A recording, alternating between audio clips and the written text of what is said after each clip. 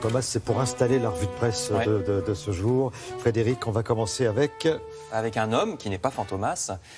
Il y a un seul homme en couverture des journaux, un certain monsieur Da Silva Santos, plus connu sous son prénom de Neymar.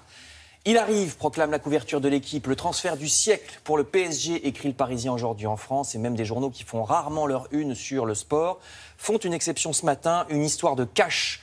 Le transfert le plus cher de l'histoire, souligne à gauche Libération, le transfert du siècle, répète le journal économique Les Échos. Alors transfert du siècle jusqu'au prochain, puisque ça augmente à chaque fois. Le dernier, c'était Pogba pour 120 millions, Paul Pogba qui était passé de la Juve à Manchester United. Cette fois-ci, c'est donc 220 millions.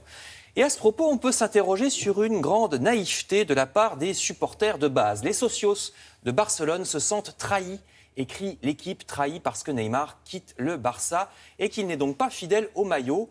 À croire que tout ce qui l'intéresse, c'est l'argent, dit un supporter. Sans blague, il y a donc apparemment encore des gens qui n'ont pas compris qu'à ce niveau, le football est effectivement avant tout de l'argent. Je vais faire mon vieux schnock. En francs, les 220 millions d'euros, ça fait presque combien 1,5 milliard. Oui, 1,5 milliard. Ouais, là, pour moi, en ce qui me concerne, pour la réponse, c'est vieux schnock. Très vieux schnock. Non, mais ça parle comme plus ça. Plus d'1,5 milliard. Ça parle. Alors pourtant, il y a, paraît-il, des règles de fair play dans le football. Oui, non, je vous assure, je vous jure. Mais c'est vrai. L'impossible régulation dont parle un article de Libération que vous allez voir. Le PSG va-t-il respecter le fair play financier, demande Lacroix. Regardez, normalement, le fair play financier, c'est une règle qui veut qu'un club ne dépense pas pour l'achat d'un joueur davantage que ce que le club a en caisse. On ne peut pas acheter un joueur à crédit, normalement. C'est censé éviter une trop grande inflation des transferts. Mais alors, comment le PSG a-t-il pu acheter Neymar 220 millions? Parce que ça fait presque la moitié du budget du club parisien et qu'il y a quand même les autres joueurs à payer.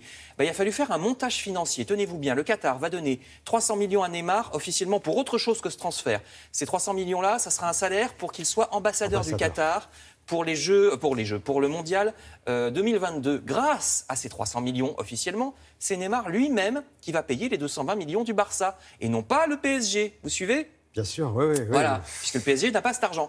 Voilà comment la règle est contournée. Tout ça est très moral, très digne, comme vous le constatez. De plus, nous apprend l'équipe, le PSG devra se séparer d'autres joueurs, y compris des bons joueurs, parce qu'il n'y aura plus d'argent pour tout le monde. Le PSG devra s'habituer à céder des joueurs qui ont une vraie valeur pour pouvoir se payer ceux au prix démentiel comme Neymar.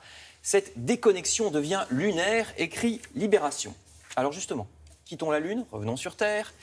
Sur Terre, la réalité, c'est que, par exemple, le 115, le SAMU social, est en ce moment submergé d'appels, car les sans-abri sont aussi nombreux et aussi vulnérables l'été que l'hiver, ce qu'on a tendance à oublier. C'est ce qu'explique l'Humanité, et c'est de pire en pire. Chaque année, les appels ont augmenté de 32% depuis l'an dernier au SAMU social.